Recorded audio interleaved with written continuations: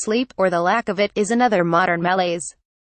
The purpose, function and drive to sleep has eluded science for millennia. To unravel its mysteries and deliver its age-old secrets has become the holy grail of modern neuroscience and research. Michael Rosback, one of 3 American biologists awarded a Nobel Prize for their discovery of the master genes controlling the body's circadian rhythms, has declared that all of Western society is chronically sleep-deprived. Though fated as a malady of the technology era, insomnia has always been the unwanted bedfellow of modern man. Some of the most famous actors, artists and political leaders have been unable to court the Sandman, and tales of their insomnia are legendary. Vladimir Nabokov, famous insomniac, called sleepers the most moronic fraternity in the world, and felt that the wrench of parting with consciousness almost unbearable. He wanted always to be an eye awake, a seer in a sleeping world, a solitary watcher among the unconscious. Vincent van Gogh was said to have been a sufferer and used to douse his mattress and pillow in camphor, a close relative of turpentine, which scholars believe may have caused the brain damage which contributed to his suicide. Groucho Marx's extreme insomnia led to him reportedly calling strangers on the phone in the small hours to insult them, and wrote, "What do you get when you cross an insomniac, an agnostic, and a dyslexic?" According to Marx, the correct answer is someone who stays up all night wondering if there is a dog. The modern-day equivalent is the insomniacal tribe of online social media users, who often commune and direct message in the small hours, propelled by the excitement that they are not alone.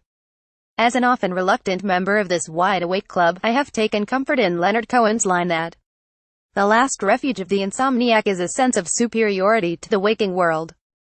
Medieval humans slept in 2 phases, a deep first sleep from sunset until 2 a.m., followed by a few hours of wakefulness, then a lighter second sleep until dawn. Roger Eckhart, author of At Day's Close, A History of Nighttime, writes about the pattern where medieval humans slept in 2 phases, a deep first sleep from sunset until 2 a.m., followed by a few hours of wakefulness, then a lighter second sleep until dawn. The wakeful hours were spent in prayer, visits to neighbors, or engaged in nocturnal shenanigans.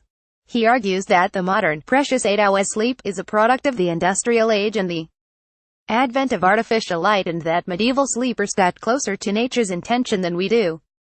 As well as negotiating the tribulations of middle age, it appears that my sleeping pattern is medieval, a nightly throwback to the bimodal sleep pattern of my ancestors. Tallulah Bankhead, the early 20th century film star and libertine, hit on a solution to her lifelong insomnia by hiring gay caddies to hold her hand until she nodded off. Tallulah Bankhead, the famous early 20th century film star and libertine, hit on the solution to her lifelong insomnia by hiring gay caddies to sit with her and hold her hand until she nodded off. A less expensive and modern alternative is to try to nod off to the gravelly tones of Drew Ackerman, aka Dearest Scooter, the 42-year-old creator and host of the popular Sleep With Me podcast. This is downloaded about 1.3 million times each month, which gives some measure of the need for stories that succeed in boring the listener to sleep. Scooter sometimes calls his show, the podcast, the sheep listen to when they get tired of counting themselves. In Greek myth, Hermes used his inimitable wit to tell stories so long-winded and labyrinthine that they lulled the many-eyed monster Argus to sleep. Obaid confronts what is at the heart of both poetry and insomnia, a preternatural dread of the big sleep of death, of which each night's sleep is trope and harbinger. Anna Akhmatova wrote that insomnia is when both sides of the pillow feel hot. The great poet Gerard Manley Hopkins wrote a sonnet about sleeplessness called I Wake and Feel the Fell of Dark, when he lived in Ireland in the 1880s. In its depiction of a dark night of the soul, it is unparalleled in English literature. Another poet who distills the essence of the sleepless night is Philip Larkin. He often stayed up all night with his martinis and jazz LPs, and in the poem Obaid confronts what is at the heart of both poetry and insomnia, a preternatural dread of the big sleep of death, of which each night's sleep is trope and harbinger. Waking at 4 to soundless dark, I stare. In time the curtain edges will grow light. Till then I see what's always there, unresting death, a whole day nearer now. Aristotle regarded sleep as a between-world, being as it were a borderland between living and not living, sleep being nearer to death than waking, or as Macduff calls it in Macbeth, death's counterfeit. As a seasoned insomniac, I have spent many years in search for a panacea from the gods, a miracle that would restore me to dream like the Waltons, fast asleep after lights out, cocooned in soporific dreamland far from the madding world. I have tried tinctures, tonics, flower remedies, herbs, homeopathy and acupuncture. I have downloaded apps, subscribed to YouTube channels, chanted and exhaled, twisted and turned and made Faustian pacts for nocturnal oblivion. I have spent vast sums on goose down pillows and fret linen sheets. As Spotify filled the bedroom with soundtracks of rainforests and jungles, the screeching cockatoos and monsoon rains, oral ministrations have often scared me senseless and led to lights on in Wonderland and paranoid checking under the bed for any strayed jungle creature. I have trawled the internet for moon juice and night dusts made by hippies in California, whose contents promised to deliver a nightcap that would lull me to sleep and let me slide away into a deep, sound slumber. A cornucopia of soporifics, including cherry juice, magnesium, B6, calcium and chamomile, have left me still staring at the ceiling. As a great believer in bibliotherapy, I recently set myself a challenge to read my way through some of the recent publications concerned with the search for an enlightening sleep. Wide Awake, What I Learned About Sleep from Doctors, Drug Companies, Dream Experts, and a Reindeer Herder. In the Arctic Circle, by Patricia Morris-Rowe. This memoir is a must-read for fellow insomniacs. As a fourth-generation sufferer of the plight, Morris-Rowe approaches the topic with the zeal of a researcher, always armed with her fabulous wit, which percolates the book and gives great light to the dark subject. Her insomnia is personified for her as John Malkovich in the Toll of Valmont, the sadistic French aristocrat of Dangerous Liaisons.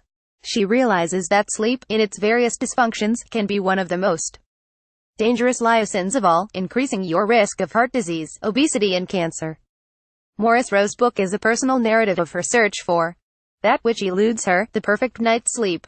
On this journey to unmask her torturer, she meets drug researchers and dispensers, mystics and cowboys, psychotherapists and savants, and unravels the notions about sleep that are often founded on fantasy, mythology and marketing. She illuminates the murky world of smart drugs like Provigil, whose maker Cephalon paid a huge fine for allegedly marketing the drug as a wake promoter instead of its FDA-approved use for excessive sleepiness associated with narcolepsy. She also interviews an anthropologist, who says that in many traditional, non-Western cultures people sleep on light mats, in groups, around a fire and drift in and out of slumber instead of our lie down and die model.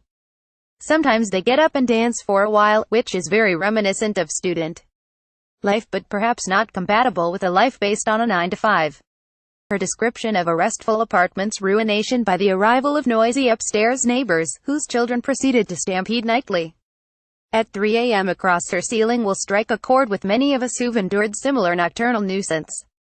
Until she found her dream home, she lived in a variety of New York apartments. One had such a flimsy common wall that she could hear her neighbor, an elderly Irishman, praying nightly for the Pope and President Reagan. The acoustics allowed her to hear his toenail clipping, the nails clattering over the hardwood floor like reindeer hoofs. Why We Sleep, The New Science of Sleep and Dreams, by Matthew Walker. Matthew Walker is a renowned neuroscientist and sleep expert who explores 20 years of sleep research in an attempt to solve the mystery of why sleep matters. This book is divided into 4 parts. The first 2 are concerned with the mechanics and benefits of sleep, the last 2 with how and why we dream, as well as a new vision for sleep in the 21st century. As a bedside read, it can be dipped into according to one's curiosity about sleep. And the style is accessible, with the author able to demystify complex neurological phenomena. The first chapter sets the tone, with Walker announcing the sobering fact that routinely sleeping less than 6 or 7 hours a night demolishes your immune system, more than doubling your risk of cancer, as well as contributing to your risk of Alzheimer's disease, diabetes, stroke, and heart failure. Walker explains that sleep remains one of the last of the great biological mysteries. Our sleep patterns are cued by light and its absence, with photoreceptors at the back of the eyes picking up light and sending electrical signals to the suprachiasmatic nucleus in your brain. This is the master timekeeper, which regulates and synchronizes body temperature and blood pressure, making sure that they all operate on the same cycle, known as circadian rhythm. In an ideal world, without the blue light of digital devices discombobulating the clockwork, when darkness falls, our pineal gland produces melatonin, which induces sleep. During daylight hours, melatonin production is reduced to encourage wakefulness. Walker is particularly informative about our genetic propensity to be either an owl or lark and society's bias towards larks in work scheduling. This causes owls to burn candles at both ends to fit into the work model, which exacts a huge toll on health and happiness. Despite some of the findings making this night owl a little uneasy, it's a triumph in its field, where findings have huge implications for health and work life in modern society. Acquainted with the Night Insomnia Poems, by Lisa Russ Spar, editor, Rudyard Kipling, wrote that words are the most powerful drug used by mankind.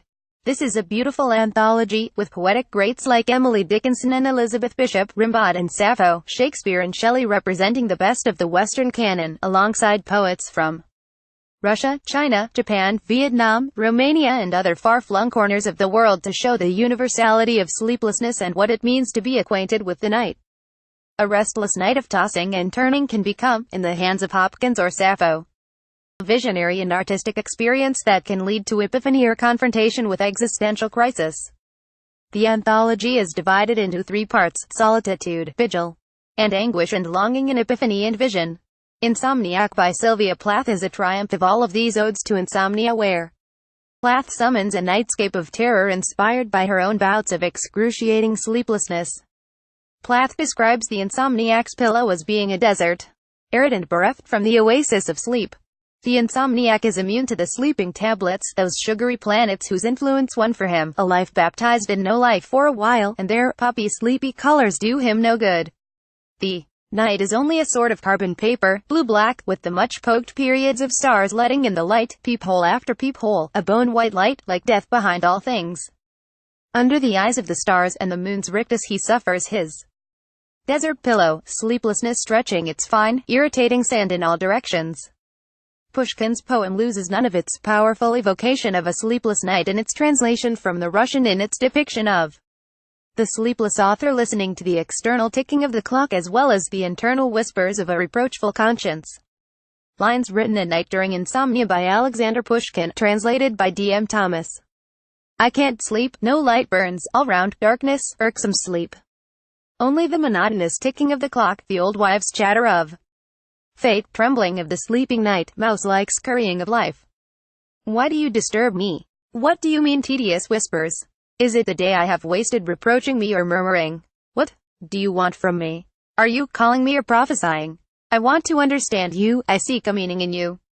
The Sleep Revolution, Transforming Your Life, One Night at a Time, by Arianna Huffington. The media mogul Arianna Huffington's book is a call not to lean in but to lie down and sleep as an aid to productivity and life enhancement. Arianna practices what she preaches and sleeps on a bed dressed with her organic cotton sheet, ranged from her Huffington collection and her pillows stuffed with soporific hops and barley. She relegates her phone and electronic devices to the foyer outside the bedroom and engages in a half-hour nightly transition to sleep that includes gratitude journaling, bathing in Epsom salts by candlelight, rituals which help her to greet sleep with respect. Huffington believes that the miracle of sleep allows us to see the world with a reinvigorated spirit, to step out of time and come back to our lives restored. This is a must-read for all aspiring entrepreneurs, as this newly anointed sleep evangelist believes that a sleep revolution will allow us to problem-solve and dream a new future. Sleep in Early Modern England, by Sasha Handley. Handley's book is an illuminating cultural history of sleep, drawing on a rich host of archival sources, referencing Samuel Pepys and the Romantics in an effort to enrich our knowledge of sleep and its roles in earlier societies.